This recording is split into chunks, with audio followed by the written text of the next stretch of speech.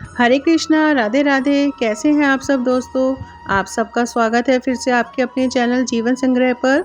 आज इस वीडियो में हम एकादशी तिथि यानी इंद्र एकादशी की कथा सुनेंगे। तो चलिए वीडियो शुरू करते हैं। हिंदू धर्म में एकादशी तिथि विशेष महत्व रखती है। सनातन धर्म में एकादशी तिथि जगत के पालनहार भगवान विष्णु को समर्पित है। इस दिन भगवान विष्णु और माता लक्ष्मी की पूजा करने का विधान है। माना जाता है कि इंद्र एकादशी का व्रत करने से व्यक्ति के सभी पाप नष्ट हो जाते हैं। इस साल इंद्र एकादशी का व्रत 10 अक्टूबर 2023 दिन मंगलवार को रखा जाएगा। प्रत्येक वर्ष अश्विन माह में कृष्ण पक्ष की एकादशी तिथि को इंद्र एकादशी का व्रत किया जाता है। पितृ पक्ष में पड़ने के कारण इंद्र एकादशी का महत्व और भी बढ़ जाता है। पितृ की पक्ष की इंद्र एकादशी को बहुत ही महत्वपूर्ण माना गया है। धार्मिक मान्यताओं के अनुसार इस एकादशी का व्रत करने से जातक के पितरों को मोक्ष की प्राप्ति होती है। यदि कोई जातक इंद्र एकादशी के दिन व्रत रखकर एकादशी का श्राद्ध करता है, साथ ही भगवान विष्णु की पूजा और कथा करता है, तो ऐसे में 7 पीढ़ियों के पितरों को भी पाप से मुक्ति मिल जाती है। तो चलिए कथा शुरू करते हैं।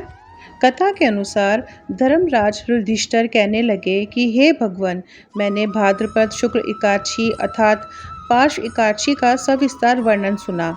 अब आप कृपा करके मुझे अश्विन माह के कृष्ण पक्ष की एकादशी के विषय में भी बतलाइए।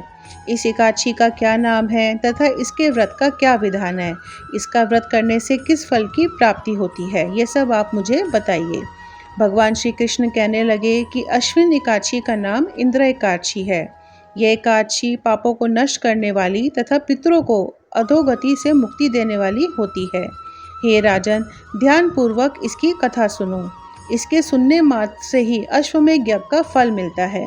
प्राचीन काल में सतयुग के समय में महिष्मती नाम की एक नगरी में इंद्रसेन नाम का एक प्रतापी राजा धर्म पूर्वक अपनी प्रजा का पालन करते हुए शासन करते थे। वह राजा पुत्र, पौत्र और धन आदि से संपन्न और भगवान विष्णु के परम भक्त थे। एक दिन जब राजा सुखपूर्वक अपनी सभा में बैठे थे, तो आकाश मार्ग से महर्षि नारद उतरकर उनकी सभा में आए।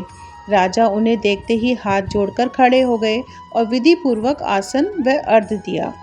हे महर्षि, आपकी कृपा से मेरे राज्य में सब कुशल है तथा मेरे यहाँ यज्ञ कर्म आदि सुकृत हो रहे हैं। आप कृपा करके अपने आगमन का कारण हमें बताइए। तब ऋषि कहने लगे कि हे राजन, आप आश्चर्य देने वाले मेरे वचनों को सुनो। मैं एक समय ब्रह्मलोक से यमलोक को गया। वहाँ श्रद्धा पूर्वक यमराज से पूजित होकर मैंने धर्मशील और सत्यवान धर्मराज की प्रशंसा की।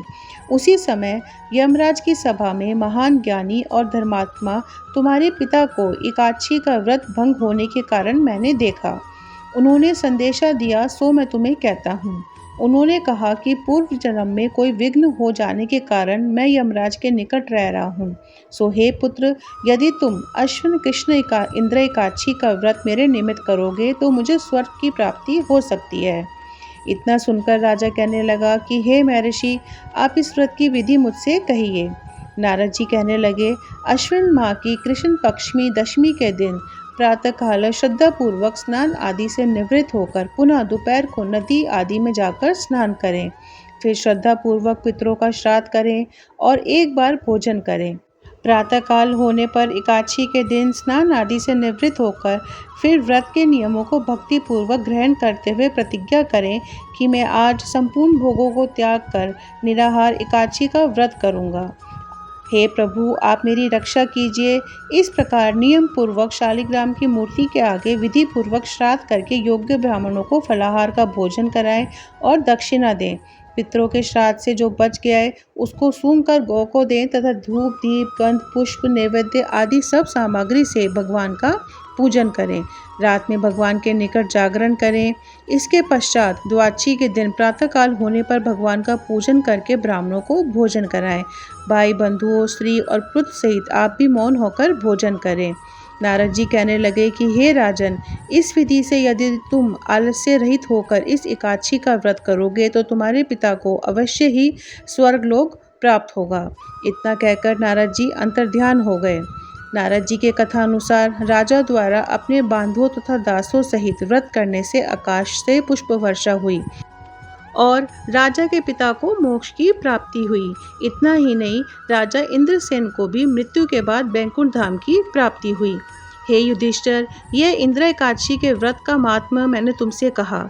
इसके पढ़ने और सुनने से मनुष्य सब पापों से छूट जाते हैं और सब प्रकार के भोगों को भोग कर बैकुंठ धाम को जाते हैं। बोलो श्री विष्णु भगवान की जय। माना जाता है कि आज के दिन भगवान विष्णु की पूजा करने के साथ साथ व्रत रखने से मोक्ष की प्राप्ति होती है। इसके साथ ही यमलोक में यातनाएं झेल रहे पितरों को भी स्वर्ग की प्राप्ति होती है। इंद्र एकादशी के दिन व्रत रखने के साथ साथ कथा का अवश्य पाठ करना चाहिए। माना जाता है कि इंद्र एकादशी के व्रत और कथा का पाठ करने से हर पापों से मुक्ति मिल जाती है और शुभ फलों की प्राप्ति होती है। इस कथा का वर्णन स्वयं भगवान श्री कृष्ण ने महाभारत के समय में किया था। इस दिन गीता के 7वें अध्याय का पाठ करना भी अत्यंत शुभकारी माना जाता है। इस साल पितृपक्ष की इंद्र एकादशी 10 अक्टूबर दिन मंगलवार को रखी जाएगी। पूजा कैसे करनी है, व्रत कैसा करना है, उसका पूरा वीडियो ऑलरेडी चैनल पर है। उसका लिंक हम डिस्क्रिप्शन में डाल देंगे, तो आप प्लीज़ वहाँ जाके चेक करिए। तो उम्मीद करती हूँ कि आज की वीडियो आपको पसंद आई होगी और आप लोगों के लिए उपयोगी रहेगी। और अच्छी लगे तो प्लीज़ लाइक करिएगा, शेयर करिएगा। चैनल पर पहली बार आए हैं तो चैनल को सब्सक्राइब करिएगा। राधे राधे।